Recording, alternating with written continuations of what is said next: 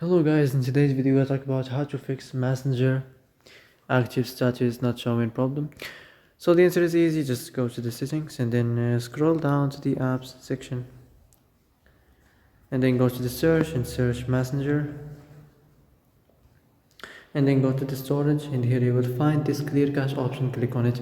Now you can go check it if it worked, and if it didn't you can try to restart your phone or turn the Wi-Fi off and on, or the Bluetooth or the iPlan mode.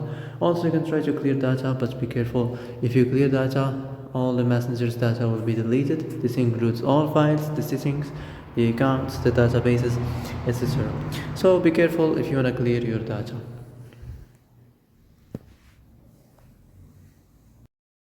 So that's it for today's video. I hope this is the answer you've been looking for.